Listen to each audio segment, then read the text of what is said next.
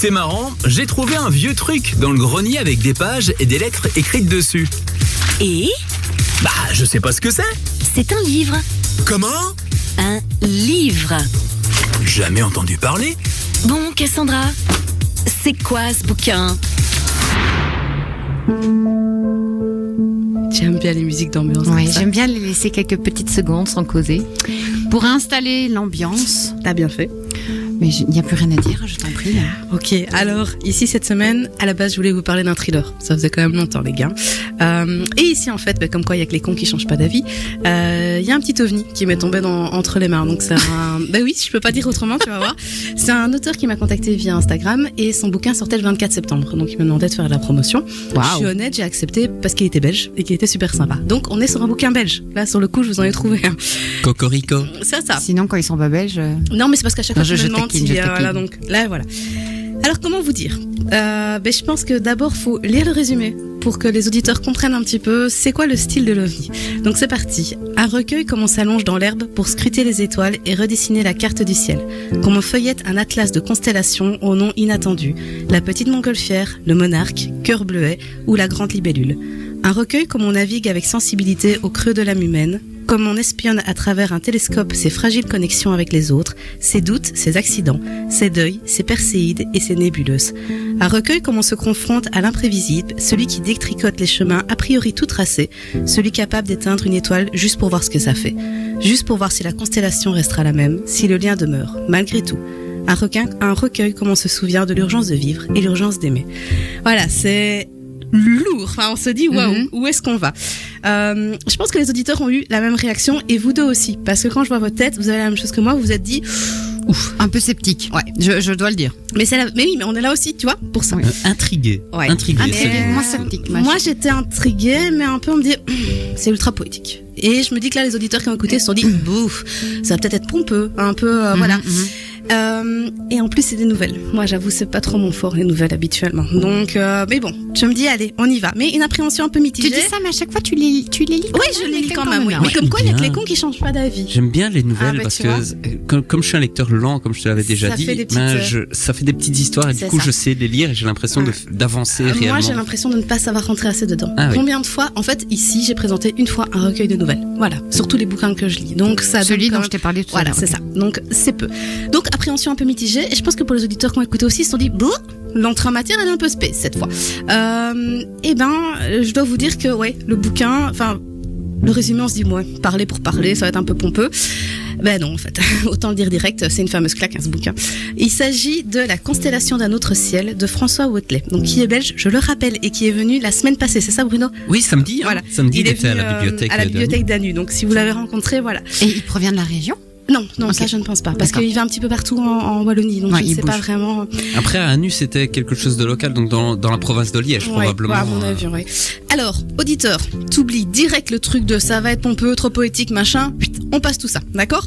Donc c'est une magnifique plume qui est portée par tellement d'émotions et de poésie, sincèrement. Pour moi, c'est une des plus belles que j'ai lues dans ce style-là. Donc c'est, voilà, on le classe quand même direct vachement haut. Ok, bon, là, j'ai des frissons. Ouais, Là, non, si tu ouais. dis ça, c'est que. Ouais, franchement, on n'est pas dans de la poésie pure et dure. En fait, c'est un vrai mix. C'est un mixte parce que il a une manière d'écrire et de transmettre les émotions avec des belles métaphores et avec une autre D'accord. façon de voir les choses.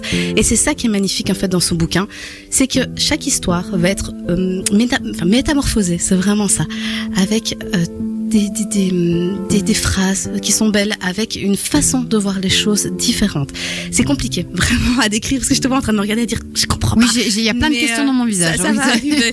C'est compliqué à décrire, mais franchement, faut le lire pour être transporté. Alors, comme je vous dis, c'est un recueil de nouvelles. Donc, c'est pas trop ce que j'aime, mais le recueil, c'est des nouvelles courtes. Et sincèrement, moi, j'ai fait une erreur, c'est que j'ai commencé son bouquin et je l'ai fini. Et c'est pas à faire. Parce Ah que, non, parce que chaque histoire est magnifique. Et t'as chaque digéré, histoire, quoi. ouais, chaque histoire a tellement d'émotions que sincèrement, il faut juste, le soir, vous en lisez une ou deux. parce que ça remue beaucoup de choses, sincèrement, et à chaque fois. Donc voilà, je dirais, voilà, une par une, prenez le temps de les savourer parce qu'elles touchent à chaque fois. Il n'y a pas d'excuse pour ne pas le lire, parce que si on n'aime pas trop lire, ben justement, c'est des petites histoires. Donc ça se lit vite, tu le vois à côté de toi, c'est un petit bouquin, il fait 120 pages. Oui, je me suis permis de le feuilleter. C'est pour ça que je le prends aussi. Ici, t'aimes bien lire, il n'y a aucun souci. Je le redis, je le dirai encore, mais je suis plus qu'étonnée et conquise de l'émotion qu'il a mis dans sa plume et de la poésie, vraiment. C'est une ode aux émotions. Et à chaque fois, il va toucher une corde sensible en nous. À chaque fois. Qu'elle soit positive ou négative. Donc c'est vraiment un pur concentré d'émotions. Et on arrive dans l'autre partie. Souvent, on va finir avec des frissons dans ces nouvelles. Des choses qui m'arrivent très très rarement. En fait, ce qui ressort, sa ligne directrice de son recueil, c'est qu'il faut vivre le moment présent. Il faut profiter de la vie et de nos proches, parce qu'on ne sait pas de quoi demain sera fait. Et que c'est assez éphémère. Et je trouve que, avec la vie qu'on a pour l'instant, qui est tellement speed, qui est pas toujours facile avec on a un petit peu tendance à oublier ça.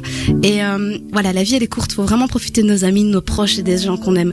Moi, je suis ressortie de ce bouquin sincèrement chamboulée et j'ai eu qu'une envie, c'est d'appeler mes proches et de les serrer dans les bras. Ça ne m'arrive jamais. Jamais. Donc voilà, il m'a vraiment touchée.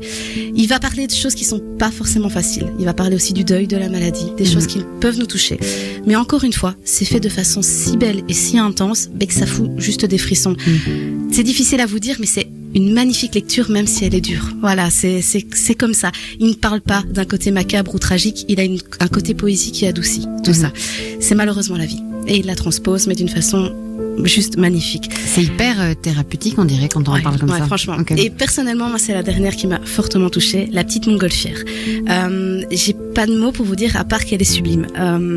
J'avais déjà été touchée dans ces nouvelles, parce qu'en fait, on ne fait qu'augmenter en intensité, en permanence. Et il va jouer avec une bonne nouvelle, une mauvaise nouvelle. Enfin voilà, il va vraiment jouer avec vous.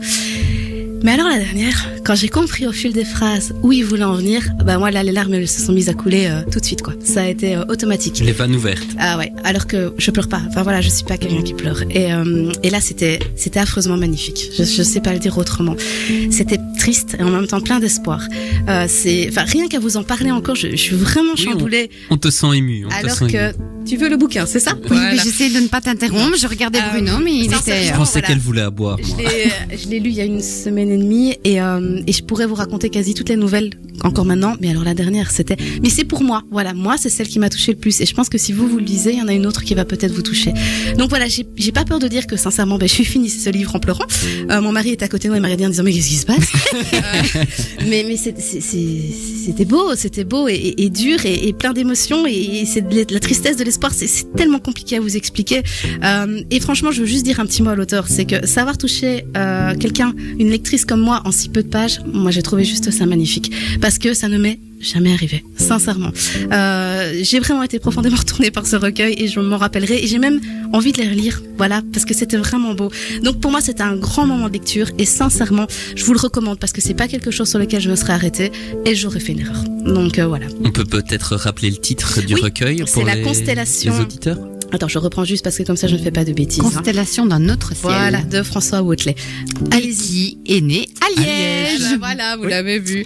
J'ai pas bien fait mes devoirs les gars. Non mais voilà, c'est travail d'équipe. Ouais, nous on fait un tout petit peu, toi tu fais tout bazar. Non mais sincèrement voilà, c'est pas comme quoi vraiment, je vous le dis, les a priori on en parlait l'autre fois, des fois faut aller un peu plus loin parce que ça c'est une claque. Mais autant t'as commencé ta chronique, je me suis dit laisse tomber et là je n'ai qu'une seule envie, c'est de te piquer le livre qui est dans mes mains là et de partir avec. J'ai fait lire à mon mari la dernière et il était aussi comme moi quoi. Et sincèrement, ça va dépendre de laquelle, hein. Mais vous allez, et à un moment, je vais voir votre tête qui vont changer de couleur parce que c'est amené d'une façon, c'est magnifique. Enfin, je sais vous dire que ça. Donc, j'espère que je l'aurais bien fait passer, hein, mais c'est très compliqué. Expliquez-nous comment ça se passe. De quoi? Je peux te le piquer sur. Pas de souci, il est là, donc il n'y a pas de problème. Mais donc voilà, comme d'habitude, vous retrouverez la chronique et le podcast sur les livres de Casse et sur Radio Compile.